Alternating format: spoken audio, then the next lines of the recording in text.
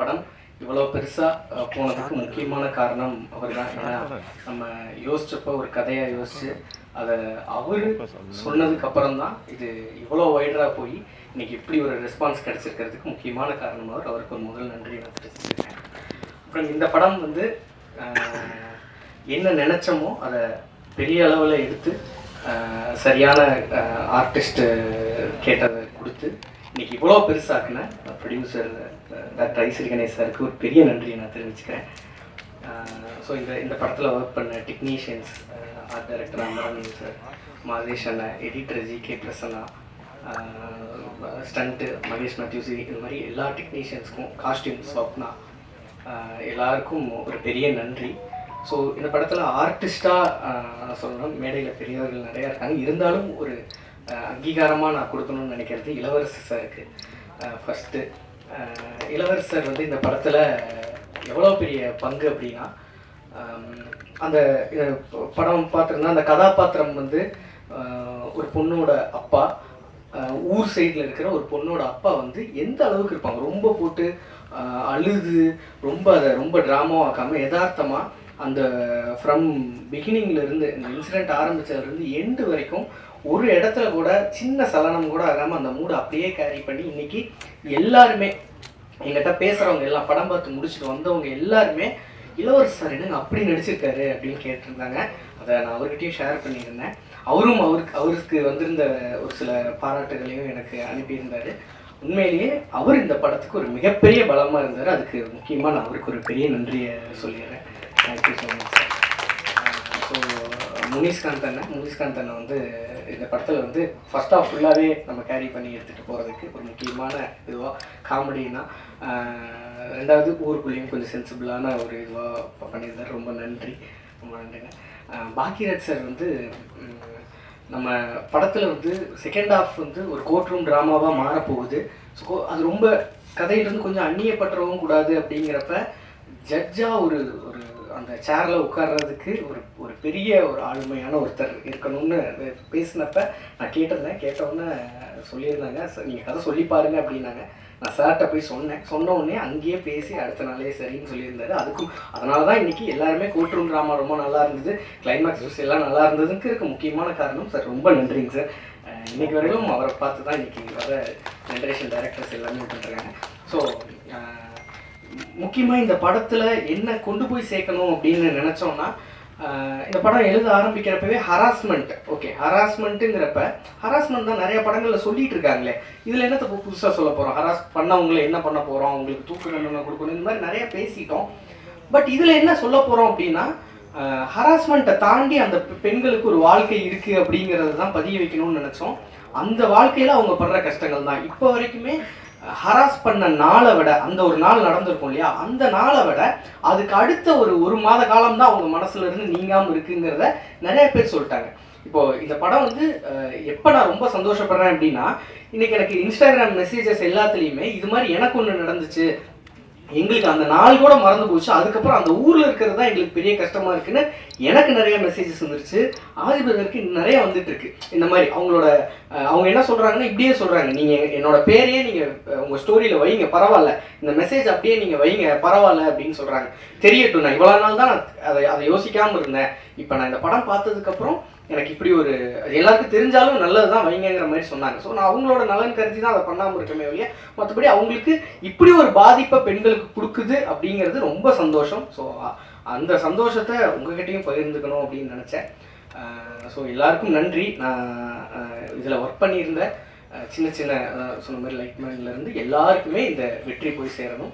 முக்கியமாக இந்த படத்தை ஒரு பெரிய அளவில் எடுத்து கொண்டு போய் சேர்த்த உங்களுக்கு ஒரு மிகப்பெரிய நன்றி. ஸோ இந்த படத்தில் நான் ஒரு சிலர் விட்டுருப்பேன், நான் கொஞ்சம் பதட்டமாக இருக்கேன், அதனால் நான் விட்டுருப்பேன், அதனால் மன்னிச்சு. ரொம்ப நன்றி, எல்லாருக்கும் ரொம்ப நன்றி. இந்த படம் இவ்வளோ பெரிய சக்ஸஸ் ஆனதுக்கு ரொம்ப நன்றி. தேங்க்யூ. வந்திருக்கும் அனைவருக்கும் வணக்கம். இந்த படத்தில் வாய்ப்பளித்த இயக்குனர் அவர்களுக்கு, தயாரிப்பாளர் சார் அவர்களுக்கு, ஹீரோ சார் அவர்களுக்கு பெரிய நன்றி. மற்றும் கூட நான் உங்கள் கூட நடித்த மொத்த நடிகர்களுக்கும் மிகப்பெரிய நன்றி. இதை வெற்றிகரமாக கொண்டு போய் சேர்த்த பத்திரிகையாளருக்கு மிகப்பெரிய நன்றி. ஊடக நண்பர்கள் அனைவருக்கும் என்னுடைய மனமார்ந்த வணக்கம். கணேஷ் சார், வைக்கிறேன் சார். தம்பி முனிஷ்கன் அருமையாக பேசி வலியுறுத்தி கருத்தை வலியுறுத்திய டைரக்டர் அமரன் அவர்கள், கேமரன் மதேஷ், வேணுகோபால், கார்த்திக்கு வந்து நான் தான் நன்றி சொல்லணும். சில படங்களில் ஊதியம் மாத்திரமே முக்கியம், ஏன்னா மாதமான இஎம்ஐ கட்டணும், அதனால் கூப்பிட்ட இடத்துக்கு போகணும், வேணும்னு புறக்கணிக்கக்கூடிய பொருளாதார சூழ்நிலையில் பெரும்பாலும் சினிமாக்காரர்கள் இருப்பதில்லை. அதில் நானும் ஒருத்தன். அதனால் கூப்பிட்ட இடத்துக்குலாம் போயிட்டு தான் இருக்கணும். ஒரு சில படங்கள் கூப்பிடும்போது வந்து சில இதை வந்து டெலிஃபோனில் கதை கேட்கும்போது நமக்குள்ள அந்த ஆய்வு பூத மாதிரி பூர்ற மாதிரி சில இயக்குநர்கள் விதைப்பாங்க. அவங்க புதிய டைரக்டராக பழைய டைரக்டராங்கிற கணக்கெல்லாம் வராது. அவங்களுக்குள்ள அந்த கதாபாத்திரம் என்னவா ஊறி இருக்கோ அதை வந்து ஆட்டோமேட்டிக்காக வெளிப்படுத்துவாங்க. அப்படி தான் அந்த பிடி சார் கதை வந்து தம்பி அருணாச்சலம் வந்து எனக்கு ஃபோன் பண்ணி இந்த மாதிரி வேல்ஸ் இன்டர்நேஷனலில் வந்து புது டைரக்டர் படம் பண்ணிடுச்சு, நிஜமுட்டு நேர்மன்ற படமான டைரக்டர் படம் பண்ணுறாரு, அவங்க எப்போ மீட் பண்ணாரு. இவர் மீட் பண்ண அவர் படம் ஆரம்பிச்சதுக்கப்புறம் ஒரு டைரக்டருக்கும் வேலை வந்து எப்படி மாறுனே தெரியாது, ஃபோன்லேயே சொல்லுங்கன்னு ஒரு 20 நிமிஷத்தில் என்னோடய கதாபாத்திரம் அந்த சூழலை வந்து சொன்னார். நாங்கள் சின்ன வயசில் இருக்கும்போது சாதாரணமாக கடந்து வந்த ஆண்பெண் உறவுமுறைகள் இப்போ காலம் மாற மாற மாற வெளிப்பாடுகள் வர வர ஒரு மாதிரி ஒரு பயமுறுத்தல் வைப்பு வருது. அந்த காலத்தில் அதெல்லாம் இல்லை. அப்படின்னா என்ன அர்த்தம்னா ரேப்ப பெண்டம்னு இல்லை, ஜாலியாக போயிடும். அதெல்லாம் செய்கிறதுக்கு மனசுக்குள்ள அத்துமீறி பேசினா கூட படிக்கிற பொண்ணுகிட்ட கூட ஒரு வார்த்தை அதிகமாக விட்டால் தப்பாக போயிடுமோங்கிற ஒரு முன்ஜாக்கிரதை உணர்வோடு இருந்தது. ஆண்கள் பெண்களுக்கு அது ரெண்டுக்குமே அந்த வரையறை இருந்தது ஒரு காலகட்டத்தில். இப்போ வரும்போது வேற மாதிரி இருக்கும்போது ஒரு கையாளாகாத தகப்பனுடைய மனநிலையை வந்து என்னை வந்து விசிக்கணும் உலர இன்ஜெக்ட் பண்ணாருன்னு தான் சொல்லணும் டைரக்டர். எப்போவாது தான் எனக்கு அந்த மாதிரி சில கதாபாத்திரங்கள் வந்து அந்த மாதிரி உள்ளர ஏறும். ஸோ படம் பூரா என்னென்னா எங்கேயாவது எனக்கு என்ன பயம் வந்துச்சுன்னா எப்போ பார்த்தாலும் வர நேரம்லாம் அழுதுருவோமோ. அது பழைய நடிகர்கள் ஒரு சித்தூர் நாகையன் வந்து ஒரு தெலுங்கு நடிகர் இருப்பார். அவர் படத்தில் செத்தா தான் கதையை ஆரம்பிக்கும். அவர் வந்து என்னன்னா இனிமேல் தான் கதை ஆரம்பிக்கின்ற மாதிரி இருக்கும். அந்த மாதிரி ஆயிரமானு எனக்கு ஒரு சின்ன பயம் இருந்துகிட்டே இருந்தது.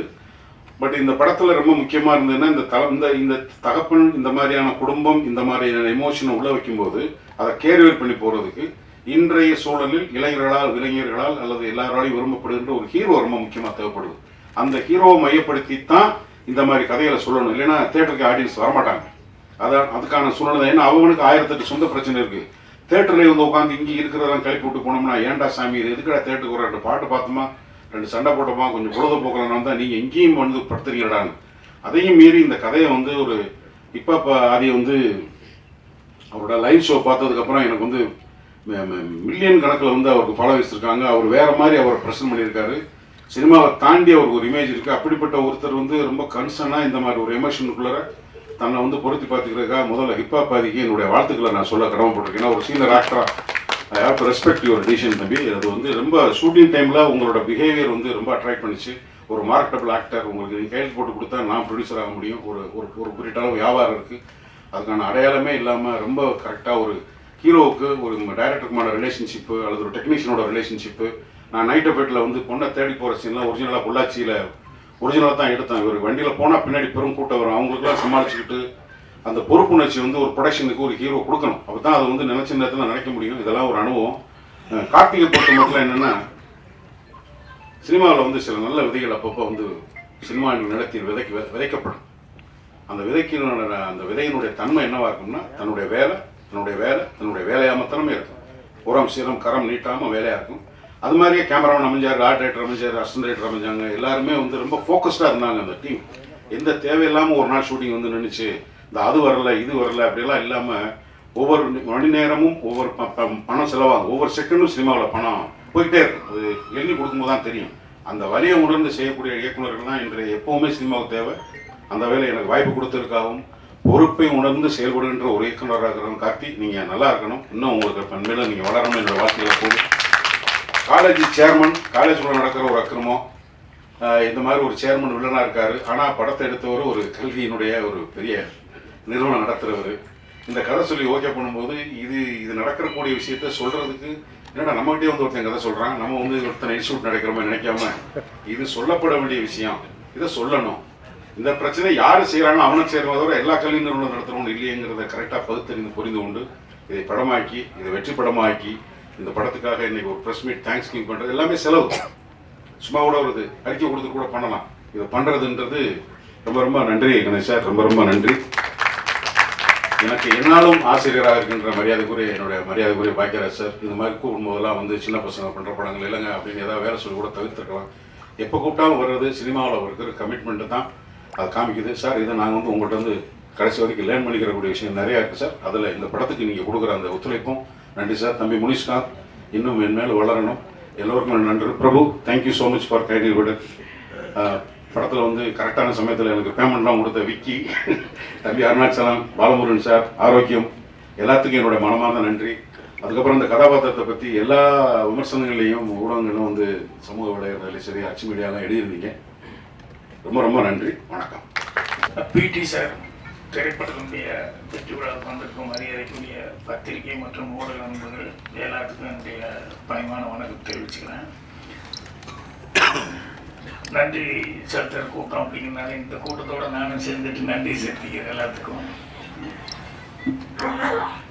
இந்த படத்தை பொறுத்த வரைக்கும் நான் வந்து நன்றி முதல்ல வந்து ஹீரோவுக்கு தான் சொல்லணும், ஹிப்ஹாப் வாடிக்கு. என்ன அப்படின்னா, அவர் நடிக்கிறதுக்கு ஒரு நல்ல கதை அப்படின்னு சொல்லி செலக்ட் பண்ணுறோன்னு நினைக்காம, அந்த டைரக்டர் அவர் ஒரு கதை சொல்லும்போது இது ரொம்ப நல்லா வரும்னு ப்ரொடியூசர்கிட்ட போய் அதை சிபாரிசு பண்ணி அது மெனக்கெட்டு ஒரு நல்ல டைரக்டர் கொண்டு வரணும்னு நினைச்சாரு பாரு, அதுக்கு தான் அவருக்கு நன்றி சொல்லணும்.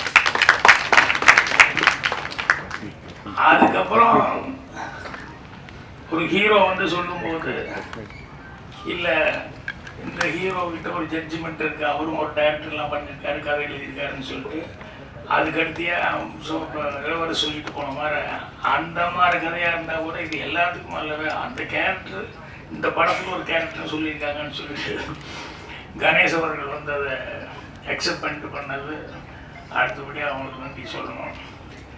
அப்புறம் பாராட்ட வேண்டியது வந்து கார்த்திக் அவர்கள்.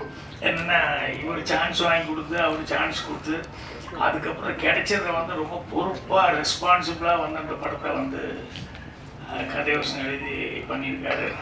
அது வந்து தனக்கு கிடைச்ச ஒரு சந்தர்ப்பத்தை நல்லபடியாக பயன்படுத்திக்கிட்டாரு, கடுமையாக உழைச்சாரு அப்படின்ட்டு அவருக்கு என்னுடைய பாராட்டு தெரிவிச்சுக்கிறேன். அவர் ஈரோட்டுக்காரங்கிறது படம் ரிலீஸ்க்கு அப்புறம் தெரிஞ்சிட்டு, நானும் ஈரோட்டில் பிறந்ததுனால வாசம் மட்டும் அதே மாதிரி இருக்கேன்னு சொல்லிட்டு என்ன ஷூட்டிங் அப்பெல்லாம் கவனிச்சுக்கிட்டு இருந்தேன். சரி, அந்த சைடாக தான் இருக்கணும் அப்படின்ட்டு. அப்புறம் நான் பிறந்த ஊரில் தான் அவரும் பிறந்திருக்காரு அப்படிங்கிறது அதுக்கப்புறம் நான் தெரிஞ்சுக்கிட்டேன். அது ஒரு கூடுதலான ஒரு சமாச்சாரமாக இருந்துச்சு. சரி, நம்ம ஊர்லேருந்து ஒருத்தர் வந்து மறுபடியும் அவரும் வந்து வெற்றி கொடி நாட்டிட்டார் அப்படின்ட்டு. அப்புறம் இங்கே பேசும்போது இந்த தொகுத்தோழன் ஐஸ்வர்யா அதுக்கு பேசுறதுக்கு என்ன மேட்டர் இருக்குன்னு தெரியலையே, என்ன பேச போகுது அப்படின்னு சொல்லிட்டு இதை எல்லோரும் நன்றி சொல்லுவார்கள் அப்படி இப்படின்னு சொல்லி சுருக்கமாக முடிச்சுக்க போகுதுன்னு நினச்சா அவங்க பல விஷயங்களை சொன்னாங்க. படத்தை பற்றியெல்லாம் நிறைய விஷயங்கள் வந்து அது அந்த மெட்டீரியல் அதெல்லாம் வந்து ரெடி பண்ணி வச்சுக்கிட்டே வரும்போது எழுதிக்கிட்டே உட்காந்துருந்தாங்க. அதுக்கப்புறம் அவங்க பேசும்போது பரவாயில்லையே விவரமாக பேசுகிறாங்க, நிறைய மேட்டர்லாம் ரெடி பண்ணிட்டாங்க. அப்புறம் இன்னொருத்தர் அவங்க பக்கத்துலேயே அந்த கடைசியில் உட்காந்து யாரோ ஒருத்தர் எழுதிட்டு இருந்தார், யாருன்னே தெரியல. அதுக்கப்புறம் பார்த்தா ஆர்ட் அவரும் உட்காந்து என்னமோ நோட் பண்ணிகிட்டே இருக்காரு அப்படின்னு கவனிச்சேன். அப்புறம் ஆர்ட் என்ன பண்ண சொன்னாங்க. அப்புறம் இப்போ பேசும்போது தான் கவனிச்சேன் அவர் நிறைய விஷயம் வச்சுருக்காரு அப்படின்னு சொல்லிட்டு. அவர் சொல்லும்போது ஒரு விஷயம் சொன்னார், இந்த ரேப்பு அப்படி இப்படிங்கிறதெல்லாம் சொல்லி ஆண்கள் அப்படின்னு சொல்லி அது தவிர்க்க முடியாத ஒரு சமாளியம். இந்த ஆண்களுக்கு ஏதோ ஒரு ஈர்ப்பு இருந்துகிட்டே இருக்குங்க, அந்த ஜீன்ஸ்லேயே ஏதோ இருக்குன்னு நினைக்கிறேன். பெண்கள்னாலே ஆண்கள் அப்படின்னு சொல்லி ஒரு ஈர்ப்பு அப்படிங்கிறது அதை ஆராய்ச்சி பண்ணி தான் கண்டுபிடிக்கணும். ஏன்னா இது சொல்லுன்னு சொன்னோம்னா பட்டினி சொல்லுன்னா லைனாக சொல்லுவாங்க, சொன்ன மாதிரி தமிழ் சாவித்திரி அது இது நாராயணம் இப்படி ஏதாவது சொல்லிக்கிட்டே போயிட்டு இருப்பாங்க. ஏகப்பட்டினி வருதுன்னா ஒரே ஒரு ஆள் தான் சொல்லிக்கிட்டு இருப்பாங்க, வேற யாருக்கும் சொல்லவே மாட்டேங்க. ஏன்னா பெருசாக சொல்கிறது இல்லையில்ல, அவனா ஸ்ரீராமன் ஸ்ரீராமன். அதனால் அது ரேர் கேஸுன்னு நினைக்கிறோம்மா, இருக்கிறது ரொம்ப ரேர் கேஸுன்னு நினைக்கிறேன். அதனால் அவர் சொல்லும்போது அந்த இன்னும் நிறையா விஷயங்கள் அவர் படிச்சிருக்காரு. காரணம் நேரங்கிறது கம்மியான விஷயங்கள் மட்டும் சொன்னார். அடுத்தபடியாக நான் வந்து அசிஸ்டன்ட் டைரக்டர் ஆகும்போது நான் ஒரு புத்திசாலித்தனமாக பண்ணதான் நான் நினச்சிக்கலாம். ஆனால் அது நான் வந்து எவ்வளோ கன்னிங்னஸாக பண்ணேன்னு எனக்கு தான் தெரியும். என்னென்னா, இந்த அசிஸ்டன்ட் டைரக்டர் ஆகும்போது கிளாப் கொடுத்துருவாங்க. அந்த கிளாப்பு நம்ம தான் கிளாப் அடிக்கணும். அப்புறம் அது அவ்வளோ பெருசாக தூக்கிட்டே சுற்றிட்டு இருக்கணும். அதோடைய இந்த டைலாக்கு ஸ்கிரிப்ட் அது இதெல்லாம் வச்சுட்டு இது கிளாப் அடிக்கிறதுன்னா ஒவ்வொரு ஷாட்டுக்கும் அங்கே நம்ம ரெடியாக இருந்து கிளாப் காமிக்கணும், இல்லைன்னா அடிக்கணும் அப்படிங்கிறதுனால இது ஒரு இடைஞ்சலாகவே இருக்கு. மற்ற ஆர்டிஸ்ட்டு போய் டைலாக் சொல்றதுக்கோ அதுக்கோ இதுக்கோ அதெல்லாம் கவனிக்கிறது மற்றதுக்கெல்லாம் வந்து இது கிளாப் அடிக்கிறது பெரிய ஒரு தொல்லையான வேலையாக இருக்கு. இது எப்படியாவது அவாய்டு பண்ணிக்கணும் அப்படின்னு சொல்லிட்டு இது எப்படிடா அவாய்டு பண்ணுறதுன்னு சொல்லி பார்த்தேன். அங்கே சோம்நாத் ஆர்ட் அவர்கிட்ட அசிஸ்டண்ட்டாக சேகர்னு ஒரு ஆள் அவருடைய அசிஸ்டண்ட்டாக இருந்தாப்புல. அவர் எல்லாத்துலேயும் பூந்துவாப்புல, அசிஸ்டண்ட் மாதிரியே எல்லா வேலையும் பார்க்கறது பிடிக்கிறது அப்படின்னு சொல்லிட்டு அந்த ஆள் துருதுருந்து கிளாப் அடிக்கிறது வந்து தெரியுமா, அப்போ தான் ஃபஸ்ட்டு படம் எப்படி அடிக்கணும் தெரியுமா அப்படின்னு எல்லாம் என்கிட்ட கேட்டுக்கிட்டே இருந்தாப்புல. சரி இந்த ஆள் கொஞ்சம் தெரியும் போலுக்கு அப்படின்னு சொல்லிட்டு வேணும்னே நான் ஷார்ட் 5 அப்படின்னு சொல்லிட்டு பை 3 டேன்னு சொல்லி உளர்னேன் வேணுனேன். என்னையா சொல்கிற நீ ஒரு கிளாப் கூட கரெக்டாக சொல்லுறது இல்லையான்னு 2 தடவை பார்த்தாரு. Bye bye bye take take take அப்படின்னு 2 தடவையும் தப்பாக சொல்ல ஆரம்பிச்சோன்னே உடனே கிட்ட யோ சேகரிங்க வா, என்னையா நீ ஒரு கிளாப் கூட கரெக்டாக சொல்கிறது இல்லைன்னு சேகரிட்டு கொடுத்தாரு. அவன் ஸ்டைலாக வாங்கிட்டு அப்படியே அடித்தான். அதோடு சரி நான் அப்படியே ஒதுக்கிட்டேன். அதுக்கப்புறம் கிளாப்பே தூக்குற வேலை இல்லை. அப்புறம் தப்பிச்சுக்கிட்டேன் நான். எதுக்கு இது சொல்ல வந்தேன் இவ்வளோ பெரிய கதை, இந்த இளவரசு தான் இந்த கதை எனக்கு ஞாபகம் வருது. அவருடைய தொழில் வேற, அவர் முதல்ல வந்தது இல்லைங்களா. இவர் என்ன தப்பு பண்ணி கேமராமேன் நீ நடிக்க போறாங்க எல்லாம் இதில் சரியா வரமாட்டேன் அப்படின்னு சொல்லி என்ன சொல்லி அனுப்பிச்சாங்கன்னு தெரியல. ஆனால் இன்னைக்கு ஸ்கோர் பண்ணிட்டு இருக்காரு. எல்லா கேரக்டரும் காமெடியும் பண்ணுறாரு, சீரியஸும் பண்ணுறாரு. எனக்கு படம் பார்க்கும்போது இவ்வளோ நல்ல கேரக்டர் பண்ணிட்டாரு அப்படின்னு சொல்லி அது யாருக்கு என்ன வரணுமோ அது எப்படி சுற்றினாலும் அது ஏதோ ஒரு விதத்தில் வந்து தான் சேரும். அதனால் இளவரசு அவர்கள், முனிஷ்காந்த் இவங்க எல்லாமே வந்து இந்த படத்தில் சிறப்பான முறையில் நடிச்சிருந்தாங்க. நம்ம சொன்ன மாதிரி அந்த கதையினுடைய இதை வந்து கேட்டு அவர் சொன்னதை வந்து கார்த்திக் அவர்கள் ரொம்ப மெனக்கெட்டு கரெக்டாக பண்ணியிருந்தார். அவருக்கு வந்து ஆர்டேட் மாதிரி நம்ம மாதேஷ் கேமராமேன் மாதிரி இவங்க எல்லாமே வந்து இன்னும் ஆஃபீஸ் ஸ்டாஃப் கொண்டு எல்லாருமே அவருக்கு ஃபஸ்ட்டு போடுற மாதிரி இல்லாமல் எல்லாருமே ரொம்ப நல்ல கோஆப்ரேட் பண்ணியிருந்தாங்க.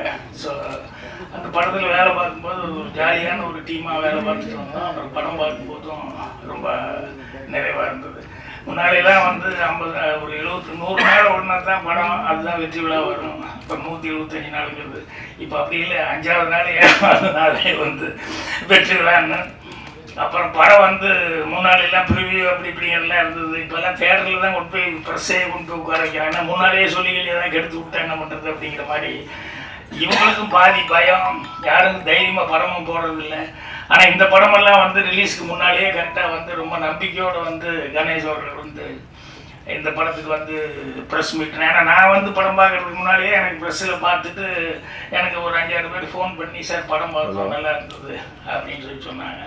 ஸோ அந்த மாதிரி இப்போ சீக்கிரமாகவே இந்த வெற்றி விழா அப்படிங்கிறதெல்லாம் இல்லாமல் எப்படா ஒரு 50 நாள் ஓடி வெற்றி விழா இல்லை 75-100 நாள் அப்படிங்கிற மாதிரி இப்போ அது ஒரு கனவு மாதிரி ஆகிப்போச்சு. ஏன்னா அதுக்கான வாய்ப்புகளே இல்லாத அளவுக்கு அது விஞ்ஞான முன்னேற்றத்தில் அப்படி தான் வரும். ஏன்னா ஒரு 7 ஓடி கீழே ஓடி சீல ஓடி அப்புறம் கடைசியில் 10 அப்படின்னு வர்றது இல்லாமல் இப்போ ரிலீஸே 10 வரைக்கும் வந்துருச்சு அப்படின்னு சொல்லும்போது நம்ம எதிர்பார்க்கவும் முடியாது அவ்வளோ நாள் ஓடும்ட்டு.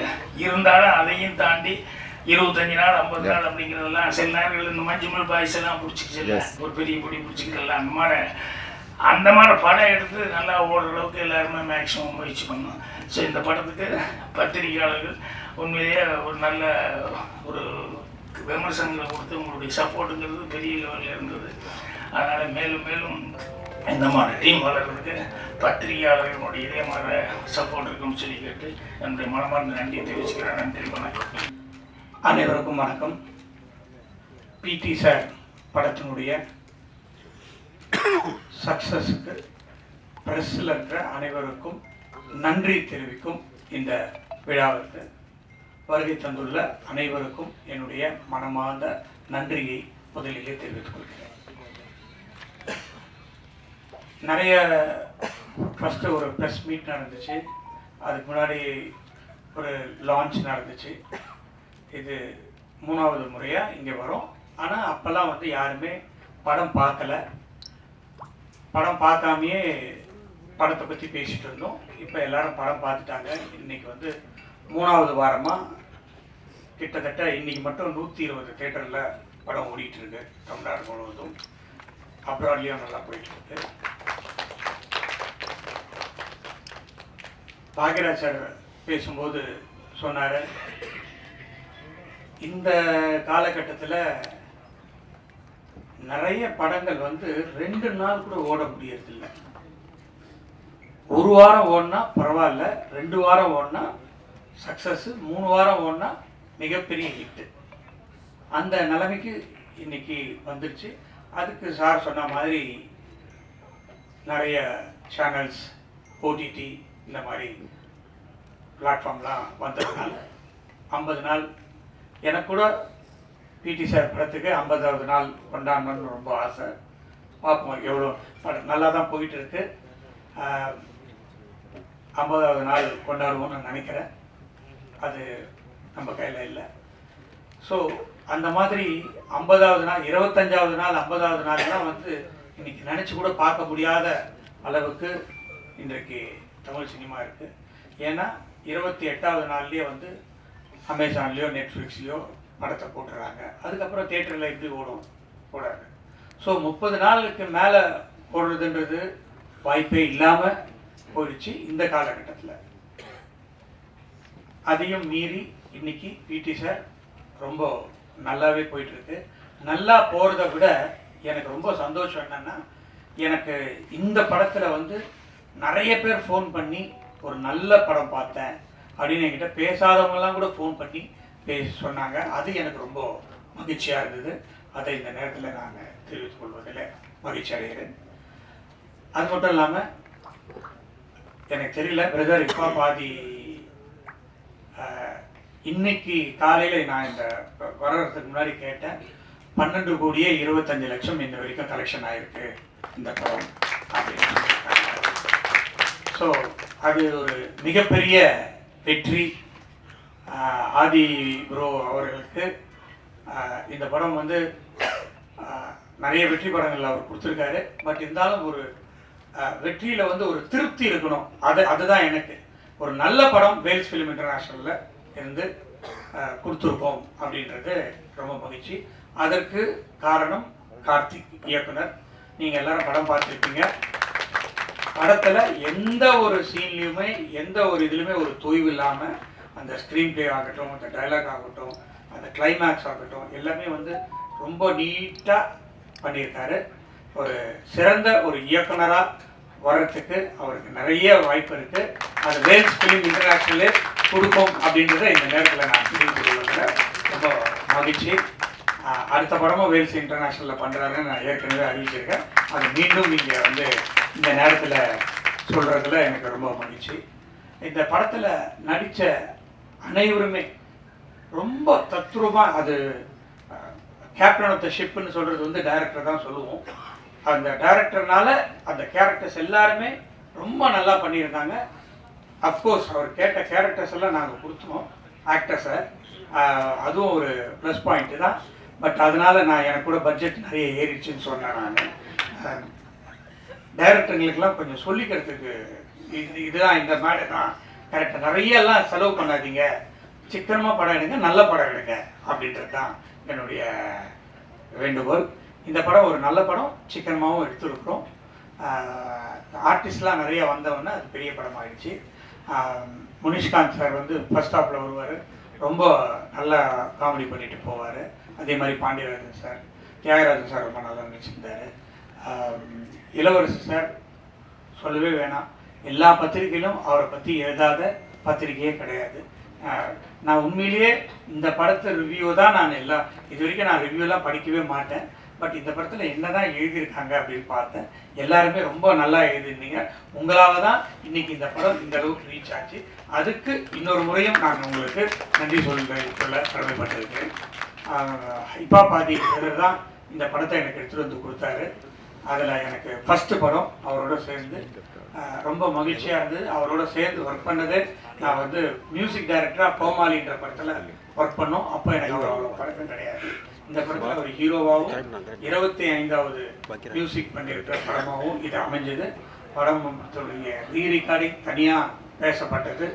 அதுக்கும் ஒரு இந்த படத்தில் அவரை தவிர வேறு யார் நடிச்சிருந்தாலும் இந்த அளவுக்கு போய் சேர்ந்துருக்குமா அப்படின்றது எனக்கு ஒரு டவுட்டு தான். ஸோ டைரக்டர் வந்து கரெக்டாக சூஸ் பண்ணார். அவருக்கு கொடுத்த பாத்திரத்தை அவர் ரொம்ப பிரமாதமாக பண்ணி இன்னைக்கு சக்ஸஸ் காணதுக்கு காரணம் ஆதி ப்ரோ. ப்ரோ நம்ம நிறைய படம் பண்ணணும் ப்ரோ. பாக்யராஜ் சார் வந்து கிளைமேக்ஸில் வந்து ஒரு கலக்கிட்டு போயிடுவார். நான் கூட கேட்டேன் டைரக்டர், பாக்யராஜ் சார் பெரிய ஆர்டிஸ்ட்டு வேணுமான்னு. இல்லை சார் அவர் வந்தால் தான் சார் இந்த கிளைமேக்ஸ் நிற்கும் அப்படின்னாரு. இல்லைப்பா எனக்கு ரொம்ப வேண்டப்பட்டவர், நானே பேசிடுறேன், ஒன்றுமே பிரச்சனை இல்லை, வந்து பண்ணிடுவாருன்னு சொன்னோம். அதே மாதிரி வந்து பண்ணி அந்த கிளைமேக்ஸை தூக்கி கொடுத்தாரு பாக்யராஜ் சார். கேமராமேன் ரொம்ப அழகாக நல்லா பண்ணியிருந்தாரு. அதான் முன்னாடியே பேசினாங்க ஆர்ட் டைரக்டர் ரொம்ப பேச மாட்டாருன்னு சொல்லிட்டு. ஆனால் ஆர்ட் டைரக்டர் ரொம்ப பேசினார், ஆனால் கருத்தோடு பேசினார். இதுதான் ஃபஸ்ட்டு டைம் அவரை இங்கே நான் மீட் பண்ணுறது, ரொம்ப சந்தோஷம். அப்போது அதுக்கப்புறம் ப்ரொடக்ஷன் பிரபு, கேஆர் பிரபு, அவர் எல்கேஜியினுடைய டைரக்டர், படத்தினுடைய டைரக்டர், இந்த படத்தினுடைய கிரியேட்டிவ் ப்ரொடியூசர், அவருக்கு கூட விக்கி, இவங்கெல்லாம் வந்து இந்த படத்தை சக்ஸஸ் ஆகிறதுக்கும் மற்ற எல்லா ப்ரொடக்ஷன்ஸ் மேனேஜர்ஸும் சேர்ந்து உருவாக்கியிருக்கோம். இந்த படத்துலேருந்து இனிமேல் வேல்ஸ் ஃபிலிம் இன்டர்நேஷ்னல் ஒரு நல்ல படங்களை கொடுக்கணும் அப்படின்ற ஒரு பொறுப்பை எனக்கு மக்கள் கொடுத்துருக்காங்க. அதை நிச்சயமாக நான் செய்வேன் அப்படின்ற இந்த நேரத்தில் தெரிவித்துக் கொண்டு இதை வெற்றி படமாக்கிய அனைவருக்கும் என்னுடைய மனமார்ந்த நன்றியை தெரிவித்து விடைபெறுகிறேன். நன்றி, வணக்கம். ரொம்ப சந்தோஷமா இருக்கு. இந்த படத்தை பற்றியும் இந்த படத்தில் வேலை செய்தவர்கள் பற்றியும் இந்த படத்தில் சம்மந்தப்பட்டவங்க பற்றி ஆல்ரெடி ஒவ்வொரு இடத்துலையும் 1000 முறை நாங்கள் திரும்ப திரும்ப ரொம்ப நம்பிக்கையோடு பேசியிருக்கோம். ஆனால் இந்த இடத்துல முதல்ல நான் என்னுடைய பேச்சு ஆரம்பிக்கும் பொழுது நன்றியிலேருந்து ஆரம்பிக்க விரும்புகிறேன். யாருக்கு நன்றி அப்படின்னா உங்களுக்கு வந்து அதாவது ஒவ்வொரு பத்திரிகை நண்பருக்கும் மீடியாவில் இருக்கிற ஒவ்வொருத்தருக்கும் ரொம்ப ரொம்ப ரொம்ப நன்றி. ஏன்னா இது ரியாலிட்டியாக பார்த்துட்டு இருக்கிற எங்களுக்கு தெரியும் இந்த படத்தை நீங்கள் எப்படி கொண்டு போய் இதை சேர்த்துனீங்க அப்படிங்கிறதும். அதனால தான் இந்த படம் இன்னைக்கும் தொடர்ந்து, நேற்று கூட சில தேட்டரில் ஹவுஸ்ஃபுல், இந்த வீக்கெண்ட் வந்து இப்போ ஹவுஸ்ஃபுல்லாக ஓடிட்டு இருக்கு. தொடர்ந்து அடுத்த வீக்கெண்டும் நம்பிக்கையோடு இருக்காங்க, தேட்டரில் பேசுகிறப்ப நம்பிக்கையோடு இருக்காங்க. இதுக்கெல்லாம் என்ன காரணம்னா அந்த முதல்ல ஒரு புஷ் பண்ணுறதுக்கு நாங்கள் பண்ணுற ப்ரொமோஷன் அது காரணமாக இருக்கலாம். ஆனால் அதை தாண்டி இந்த படம் வந்து ஒவ்வொருத்தரும் தேட்டருக்கு வந்து பார்க்கணும்னு நினைக்கிறதுக்கு நீங்கள் இந்த படத்தை பற்றி எழுதுனதும் இந்த படத்தை பற்றி விவாதித்ததும் நீங்கள் கொண்டு போய் சேர்த்ததும் தான் அதுக்கு ஒரு மிகப்பெரிய காரணம். ஸோ அதனால இந்த நன்றியை, இந்த படம் இவ்வளோ பெரிய வெற்றி அடைஞ்சதுக்கு தாண்டி இந்த படம் போய் கொண்டு போய் சேர்ந்ததுக்கும் அந்த எல்லா நன்றியும் உங்களுக்கு நான் தெரிவித்து தான் இந்த என்னோட பேச்சை நான் தொடங்க விரும்புகிறேன். இந்த நன்றிகளை தாண்டி எனக்கும் இந்த படத்தை பற்றி நிறைய எல்லா விமர்சனங்களையும் படித்தேன், எல்லா விமர்சனங்களையும் பார்த்தேன். உங்கள் கருத்துக்கள் எல்லாமே உங்கள் பாராட்டுக்கு ரொம்ப ரொம்ப நன்றி. நிறைய கருத்துக்கள் அதில் இருந்துச்சு, அது எல்லாமே கேட்டேன். தொடர்ந்து உங்கள் கருத்துக்களை எடுத்துக்கொண்டு மேன்மேலும் என்னை மெருகேற்றி இன்னும் நல்ல படங்களில் நடித்து இன்னும் நல்ல கதைகளை தேர்ந்தெடுத்து இன்னும் நல்லா நடிக்க முயற்சி பண்ணி தொடர்ந்து என்னுடைய நல்ல கலைப்படைப்புகளை கொடுக்க நான் முயற்சி செஞ்சுட்டே இருப்பேன். இப்போ என்னுடைய இந்த படத்தை பற்றி ஏன்னா இந்த நன்றி இதுக்கு முன்னாடி நிறைய இதில் ரொம்ப கான்ஃபிடண்ட்டாக பேசினேன். நான் இப்போ வந்து நன்றியை தெரிவிக்க வேண்டிய இடத்துல இருக்கேன். ஆல்ரெடி நான் ஃபர்ஸ்ட் இந்த படத்தை சொன்னப்பவே என்னுடைய ப்ரொடியூசரை பற்றி ஒவ்வொரு முறையும் நான் சொல்கிறப்ப இந்த படம் அவர் தயாரித்தது ரொம்ப முக்கியமான ஒரு டெசிஷன் இந்த படத்துக்கும் சரி. ஏன்னா அவர் கொடுக்குற இந்த படத்துக்கு அவர் கொடுக்குற ஒரு முத்திரைங்கிறது வந்து ஒரு கல்வியாளராக இருந்து கொண்டு இளவரசன் சொன்ன மாதிரி இந்த படத்தை அவர் எடுத்தது அப்படிங்கிறது வந்து இதை நான் ஆல்ரெடி ஒவ்வொரு ப்ரெஸ் மீட்டில் எல்லா இடத்துலையும் சொன்னேன். இப்போ அது தெளிவாக வந்து எல்லாமே அது படம் பார்த்தனால உங்களுக்கும் அது புரிஞ்சிருக்கும். ஸோ அதுக்கு வந்து அப்போ இருந்தே நான் சல்யூட் அடிச்சுட்டு இருக்கேன். மீண்டும் ஒரு முறை சல்யூட், மீண்டும் ஒரு முறை நன்றி. இந்த படம் இவ்வளோ பெருசாக எல்லா இடத்துலையும் போய் சேர்ந்ததுக்கு ஒரு முக்கிய காரணம். இன்னொன்று, அவரை பற்றி நான் ஒரு விஷயம் இந்த இடத்துல நான் சொல்லணும். இந்த படம் வந்து லாபகரமான படம்ங்கிறது நான் ஒரு 3 நாள் முன்னாடி சந்தித்தோம் எல்லாரும். இப்போ லாபகரமான படம் அப்படிங்கிறதுல அவர் சந்தோஷமாக அவரை பகிர்ந்துக்கிட்டாரு, சந்தோஷம். அப்போ நான் ஒரு விஷயம் அவர்கிட்ட பகிர்ந்துக்கிட்டேன். இது மாதிரி இந்த கார்த்தி ஒரு மீம்லாம் காமிச்சேன். அவர் டெய்லியும் எனக்கு அனுப்பிச்சிட்டே இருப்பார், ஆயிரக்கணக்கான மெசேஜ் அனுப்புவார் டெய்லியும். அதில் வந்து ஒரு மில்லில் அது 2 ஷோ போட்டாங்க இல்லையா, ஒரு மில்லில் அவங்க ஒர்க்கர்ஸ் லேடி ஃபுல்லாக விமன் இருக்கிற இது போல் விமன் ஒர்க் பண்ணுற மில்லில் கத்தி. ஸோ அவங்க அந்த லேடி ஷோ வந்து 2 ஷோ வந்து அவங்க ஒர்க்கர்ஸுக்கெலாம் போட்டாங்கங்கிறது அது ட்ரெண்ட் ஆகிட்டு இருந்துச்சுன்னு சொல்லி கார்த்திக் எடுத்து காமிச்சார். அதை நான் ப்ரொடியூசர் கிட்ட ஷேர் பண்ணேன், நான் இந்த மாதிரி அப்படின்னு சொல்லி. அவர் அந்த இது லாபகரமான படம்ங்கிறதுக்கு எவ்வளோ ரியாக்ஷன் காமிச்சாரோ அதை விட ஒரு 10 மடங்கு இதில் ஹாப்பி ஆனார். ஸோ அந்த படம் வந்து சொசைட்டியில் ஒரு தாக்கத்தை ஏற்படுத்தி இருக்குங்கிறப்ப அவருக்கு கிடைக்கிற அந்த ஹை வந்து எனக்கு உண்மையிலே பயங்கர அப்படியாப்பா அப்படின்னு அவர் அவ்வளோ எக்ஸைட் ஆனது வந்து எனக்கு உண்மையிலே ரொம்ப ரொம்ப சந்தோஷமா இருந்தது. ஒரு நல்ல படைப்பை கொடுத்து அந்த படைப்பு மக்களை போய் சேரும் பொழுது அதில் கண்டிப்பா பொருளாக ரொம்ப முக்கியம்தான். ஆனால் அதை தாண்டி அந்த படைப்பு எவ்வளோ பெரிய தாக்கத்தை ஏற்படுத்துதுங்கிறதுல இருந்து ஒரு சந்தோஷம் கிடைக்கிற ஒரு ஒரு ஒரு ஒரு நல்ல ஒரு அவர்கிட்ட அந்த பண்பை பார்த்து நானே வந்து ரொம்ப அது அப்பவே அவர்கிட்ட ஆனா என்னன்னா இதுக்கு பயங்கர எக்ஸைட் ஆகுறீங்க, இதுக்கு தானேப்பா நம்ம படம் எடுக்கிறோம் அப்படின்னு ஒரு எக்ஸைட்மெண்ட்ல அவர் சொன்னப்ப எனக்கு அவ்வளோ த்ரில்லா இருந்துச்சு. ப்ரொடியூசர் என்பதை தாண்டி அவரை வந்து கொஞ்ச நாளா நான் அவர் கூட ரொம்ப ரொம்ப இன்ஸ்பைரிங்கா இருக்காரு. அவர் அன்னைக்கு நான் அவர் கூட எல்லாரும் வரதுக்கு முன்னாடியே ஒரு 10 நிமிஷம் முன்னாடியே போயிட்டு அவர் ரூம்ல வாப்பா இங்க உட்காருன்னாரு. அப்ப சொன்னேன், ஆனா பயங்கர மாசா இருக்கு நான் உங்களை பார்க்க அப்படின்னு. ஒரு 4 பேர் வராங்க, இது பண்றாங்க, கையெழுத்து போடுறாரு. இதுல வந்து இன்னொரு விஷயம் நடந்துச்சு. எனக்கு ஒரு தெரிந்த ஒருத்தர் வந்து ஒரு இந்த மாதிரி அவங்க கல்லூரியில சேரணுங்கிறதுக்காக ஒரு இது கொடுத்துருந்தாங்க, உனக்கு சாரை தெரிஞ்சா நீங்க கொடுங்க அப்படின்னு சொல்லி ஒரு ஹெல்ப்பா கொடுங்கன்னால நான் கொண்டு போய் அந்த எனக்கு வந்து ஆனா என்னன்னா ஒரு சின்ன ரிக்வெஸ்ட் அப்படின்னு கொடுக்குறப்ப அவர் கொடுத்தோன்னே என் கூட வேலை செஞ்சா அது கண்டிப்பா கேட்க தான் செய்வாங்க அப்படின்னு உடனே அங்கேயே எடுத்து பார்த்து உடனே ஒரு பிஏ கூப்பிட்டு இது எப்படி ப்ராசஸ் பண்றது, இது யார்கிட்ட சொல்லுங்க. எனக்கு வந்து பயங்கர ஷாக்கிங்கா இருந்துச்சு. இங்க ஒரு கையெழுத்து போறாரு, அங்க ஒரு கையெழுத்து போறாரு, இப்படி போறாரு, அந்த பேப்பர் வாங்குறாரு, அப்புறம் திரும்ப ஃபாலோ பண்றாரு. அது என்னாச்சு? அப்புறம் அவர் வந்து அந்த பிஏ வந்து சொல்றாரு, ஆல்ரெடி இது வந்து வந்திருக்கு, இந்த நம்ம ரிக்வெஸ்ட் வந்திருக்கு சார், இதை ப்ராசஸ் பண்ணிட்டு இருக்கோம், அது என்னன்னு பார்த்தா உங்களுக்கு ஃபாலோ பண்ணுங்க என்னென்னு அப்படின்னு. அது எனக்கு வந்து ரொம்ப பயங்கர இன்ஸ்பைரிங்கா இருந்துச்சு. அந்த இவரை பார்க்குறப்ப அருகிலிருந்து பார்க்கும் பொழுது ஒரு ஆண்டர்பிரனராகவும் சரி, ஒரு கல்வியாளராகவும் சரி, ஒரு தயாரிப்பாளராகவும் சரி, ஒரு மனிதராகவும் சரி, ரொம்ப இன்ஸ்பைரிங்கான ஒரு பர்சனாலிட்டியா இருக்காரு. இப்போ உங்க கூட படம் பண்றது மட்டும் அது வந்து ஒரு சின்ன விஷயம். நான் உங்களை தொடர்ந்து சும்மா உங்க கூட ஒரு ஃப்ரீ டைம் கிடைச்சா கூட எனக்கு போதும். உங்ககிட்ட இருந்து கத்துக்கிறதுக்கு நிறைய விஷயங்கள் இருக்கு. ரொம்ப இன்ஸ்பிரேஷனா இருக்கீங்க நீங்க. ஸோ அதுக்கு உங்களுக்கு ஒரு நன்றி. தொடர்ந்து உங்களோட படம் செய்யறதுக்கு நான் ரொம்ப ரொம்ப இந்த பிடி சார் செய்ததுக்கு ரொம்ப பெருமைப்படுகிறேன், ரொம்ப மகிழ்ச்சி அடைகிறேன். தொடர்ந்து உங்க கூட வேலை செய்யறதுக்கு ரொம்ப நான் ஆர்வமாகவும் இருக்கிறேன்.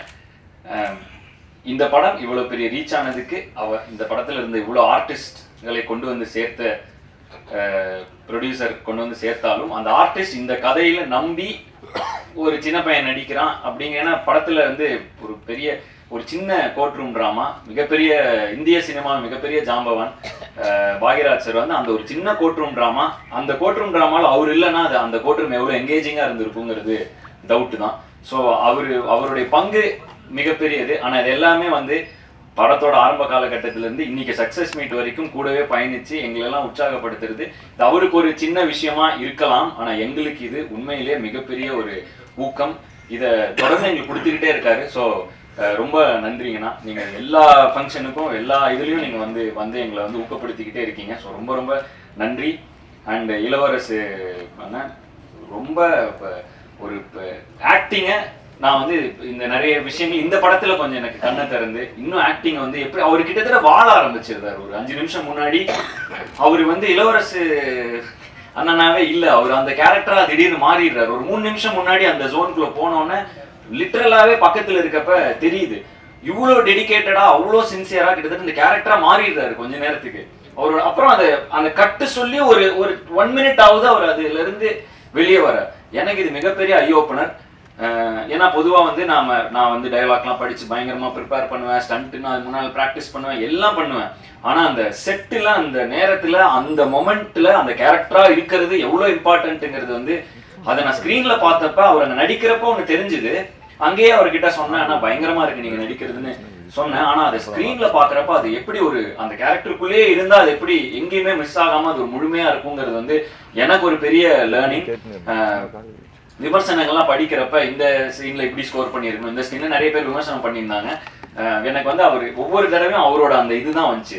ஒருவேளை இளவரசன் மாதிரி அந்த கேரக்டருக்குள்ளேயே இருந்துட்டா மேபி இங்க இந்த சீன்ல எக்ஸ்ட்ரா நடிச்சு இந்த சீன்ல இன்னும் கவனம் செலுத்தணும், அது மாதிரி இல்லாம அந்த கேரக்டராகவே மாறிடலாம் அப்படிங்கிற ஒரு ஹேக்கை வந்து இந்த படத்துல நான் தெரிஞ்சுக்கிட்டேன். So thank you. எனக்கு மிகப்பெரிய லேர்னிங் அந்த எவ்வளோ சின்சியரிட்டி, இவ்வளோ சின்சியரா இருக்கணுமா நடிக்கிறப்ப. அதாவது பொதுவாகவே நான் ரொம்ப முயற்சி பண்ணுவேன். எனக்கு ஃபைட்டு வந்து இவ்வளோ ஆக்ஷன் பண்ணதில்லை. போன படங்கள்ல அந்த குதிரையில நானே பண்ணணும், நானே ஸ்டண்ட் பண்ணணும், இதெல்லாம் ரொம்ப முயற்சி பண்ணேன். நடிக்கிறப்ப இப்படி ஒரு ஈக்குவேஷன் அது பின்னாடி இருக்குங்கிறது வந்து ஏன்னா நான் வந்து கொஞ்சம் கொஞ்சமா தான் கத்துக்கிட்டு வரப்ப இப்படி ஒரு தருணத்துல நான் கொஞ்சம் எவால்வ் ஆகி மெச்சூர் ஆகிக்கிட்டு இருக்கிற அந்த தருணத்துல இவரை போன்ற ஒரு ஆர்டிஸ்டை நான் சந்திச்சதுக்கு நான் தான் கொடுத்து வச்சிருக்கணும். ஸோ மறுபடியும் இளவரசனாக்கு ஒரு நன்றி. அதை தாண்டி பிரபு சார், பெரிய பெரிய ஜாம்பவான்கள் இருந்தாங்க இந்த படத்துல. பிரபு சார் இருந்தாரு, அண்ட் ராஜா, பட்டிமன்ற ராஜா சார் இருந்தார், அவர் கேரக்டர் ரொம்ப பேசப்பட்டு இருக்கு.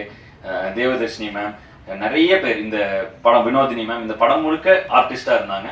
ஸோ இவங்க எல்லாருக்கும் இந்த நேரத்தில் என்னோட நன்றி. ஏன்னா இவ்வளோ ஆர்டிஸ்டும் அட் அ டைம்ல வச்சு ஏற்கிறேங்கிறது ரொம்ப கஷ்டமான ஒரு விஷயம். ஏன்னா நிறைய ஆர்டிஸ்ட் இருந்தாலே நம்ம அந்த ஈக்குவேஷன்ஸ்லாம் கரெக்டாக பார்த்து அந்த என்விரான்மெண்ட்டை செட் பண்ணி, ஸோ அந்த வகையில் எல்லா ஆர்டிஸ்ட்டும் ஒத்துழைத்தது ஒன்று. ரெண்டாவது அவங்கள அருமையாக அந்த என்விரான்மெண்ட்டை மாற்றி கொடுத்து ஒரு நல்ல கதையை எடுத்து அதை உருவாக்கி அதை நம்பி அதில் இவ்வளோ நாள் பயணம் செஞ்சு அந்த படத்தை கரெக்டாக கொண்டு வந்து, அதுவும் ப்ரொடியூசர் சொன்ன மாதிரி, ஏன்னா இது ஒரு இம்பார்ட்டண்ட்டான மெடல் என்னன்னா கார்த்தி, நல்ல இயக்குனர், சிக்கனமான இயக்குனர். அதாவது சிக்கனம்ங்கிறது வந்து இந்த கதைக்கு தேவை என்ன, இதை வந்து கரெக்டான டேஸ்ல முடிச்சாரு, அன்னைக்கு ஷெட்யூல் அன்னைக்கு முடிச்சாரு.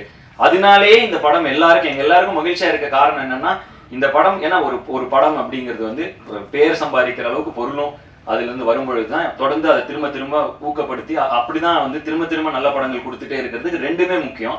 ஸோ அந்த மாதிரி ஒரு லாபகரமான படம் அமைய காரணம், லாபம்னா என்ன, இப்போ காஸ்ட் ப்ரைஸ் மைனஸ் இதுதான் ப்ராஃபிட்டுமாங்க.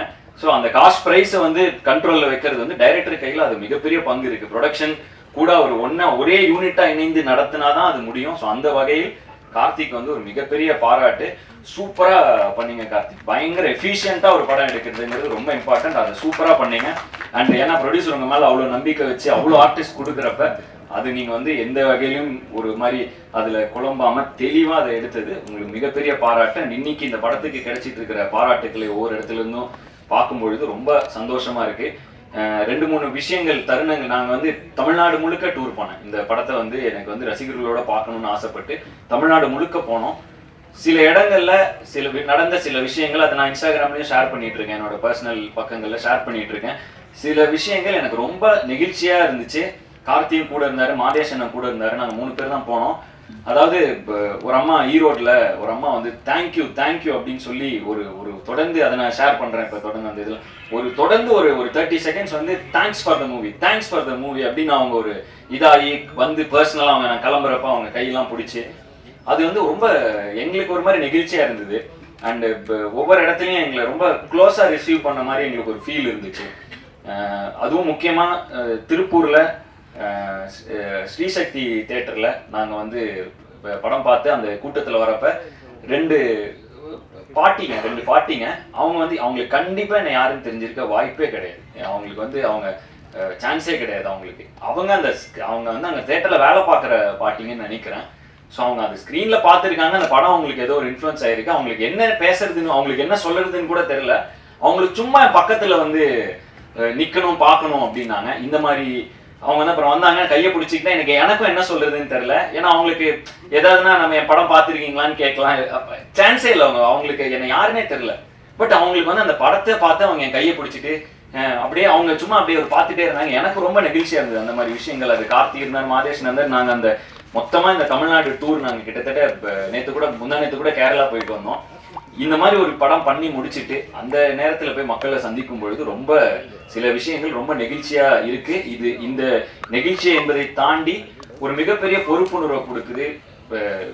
ஒரு கலைஞனாக நல்ல படைப்புகளை தொடர்ந்து கொடுத்துட்டே இருக்கணும். நம்ம படைப்புகள் எங்கேயோ யாருக்கோ ஒரு சின்ன தைரியத்தை கொடுக்குது, சின்ன ஒரு சாட்டிஸ்ஃபேக்ஷன், ஒரு ரிலீஃப். நம்ம படைப்புகள் ஒருத்தரை டச் பண்ணுதுங்கிறதே வந்து நம்ம ஒரு கலைஞனா கொடுத்து வச்சிருக்க வேண்டிய ஒரு விஷயம்.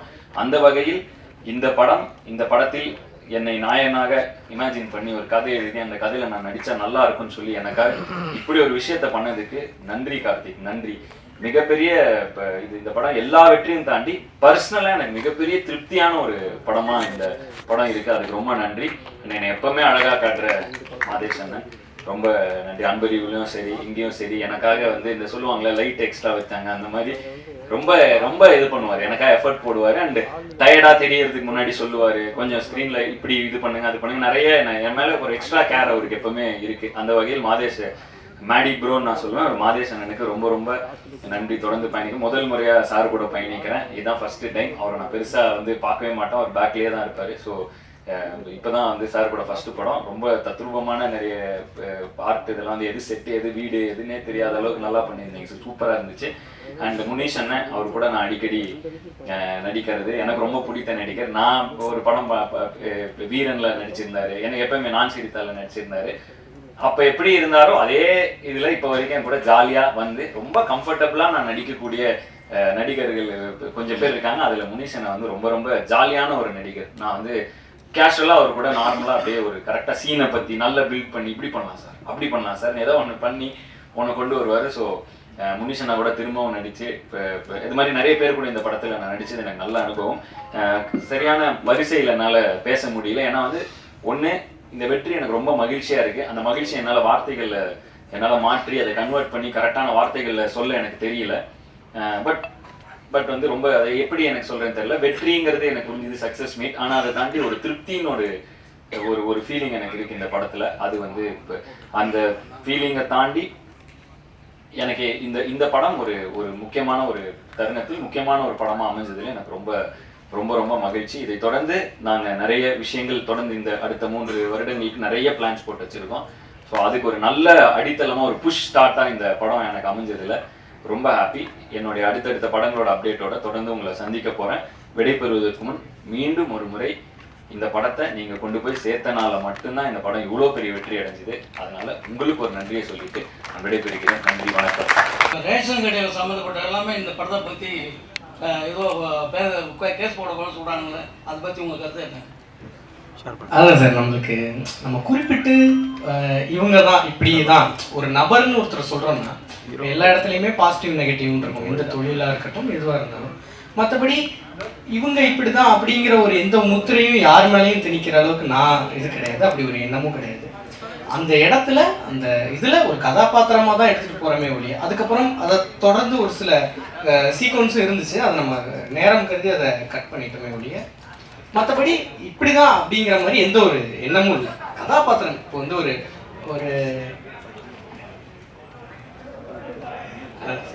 ரேஷன் கடைக்காரர் இருந்தார் படத்துல. அந்த குறிப்பிட்ட கேரக்டர் கனகவேலோட உலகத்துல அந்த கதைக்குள்ள அப்படி ஒரு கேரக்டர் இருந்தது. நேரம் கருதி ஆட்டோக்காரனை போய் அடிக்கிறான், அடுத்து அவன் அந்த மாதிரி இருந்துச்சு படத்துல. பட் நேரம் கருதி இதை எடுத்துட்டாங்க. பட் அந்த மாதிரி எண்ணம் கண்டிப்பா கார்த்திக் இருக்க வாய்ப்பே கிடையாது. யாரையும் புண்படுத்தணுங்கிற எண்ணம் கார்த்திக் இருக்குமாங்கிறது மிகப்பெரிய சந்தேகம் தான். அந்த அது ஒரு இப்போ ஏன்னா கதையை நான் கேட்டப்பவும் அது அந்த ஒருத்தன் அப்படி இருந்தாங்கிற மாதிரி தான் அது இருந்துச்சு. அண்ட் இது கண்டிப்பாக நாங்கள் பொதுவாக இதை சொல்லி யாரையுமே அப்படி நாங்கள் மனசார அப்படி யாருக்காவது ஒரு வேளை இது ஒரு மாதிரி பர்சனலாக ஃபீல் ஆயிருந்துச்சுன்னா அது கண்டிப்பாக வந்து அந்த எங்களோட வருத்தத்தையும் இங்கே பதிவு பண்ண விரும்புகிறோம். அப்படி ஒரு எண்ணம் எங்களுக்கு கிடையவே கிடையாது. இன்ஃபேக்ட் இந்த படம் ஒரு கல்வியாளர் ஒரு கல்வி தந்தைங்கிற ஒரு விஷயத்தை வச்சு வருது. எங்கள் ப்ரொடியூசரே ஒரு மிகப்பெரிய எஜுகேஷனலிஸ்ட். ஸோ அதனால நாங்கள் அதை அப்படி பொதுவாலாம் அப்படி இது பண்ண முடியும். அது ரொம்ப முடிந்த அளவு யாரையும் காயப்படுத்தக்கூடாதுங்கிறது எங்கள் எண்ணம். அப்படி ஏதாவது காயப்பட்டிருந்தா தயவு செஞ்சு எங்களை மன்னிச்சுக்கணும். எப்பவுமே பிளாக் பஸ்டர் ஹிட்னா இந்த ஸ்டேஜ்ல எப்பவுமே யாருக்காவது ஒரு ஹீரோக்கு இல்ல டைரக்டருக்கு சைனை போடுவீங்க. இது பிளாக் பஸ்டர் ஹிட்னு போட்டுக்கிறீங்களே தவிர போடலையே இன்னும். நான் என்ன சொல்லியிருக்கேன், இருங்க 50வது நாள் ஃபங்க்ஷன் கொண்டாட போறேன்னு சொல்லியிருக்கேன். ஓகேங்களா?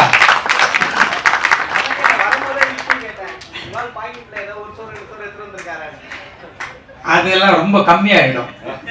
இந்த படத்துக்கு பெருசா கொடுக்கணும். யாருமே திருச்சி முகமா இல்ல, இளவரசர் கூட வெளியில அந்த இதை விட்டு கதாபாத்திரத்தை விட்டு வெளியில வராம அப்படி இருக்கு.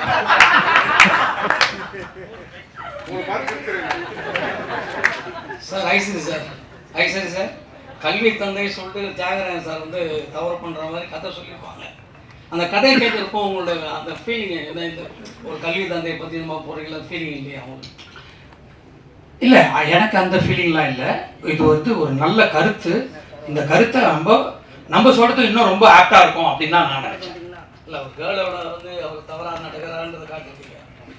சினிமா தானேங்க, அப்போ தானே நம்ம மக்களுக்கு எடுத்து சொல்ல முடியும். கதை கேட்குறப்போ அந்த ஃபீலிங் உங்களுக்கு இல்லை அந்த கதை கேட்கும்போது எனக்கு கதை ரொம்ப பிடிச்சிருந்ததுனால தான் நானே எடுத்தேன் இந்த படத்தை. எல்லாருக்கும் மக்களுக்கு போய் சேரணும், எல்லா பெண்களுக்கும் போய் சேரணும் அப்படின்றது தான் என்னுடைய ஆசை. அது நிறைவேறிச்சு. அதில் எனக்கு ரொம்ப சந்தோஷம்.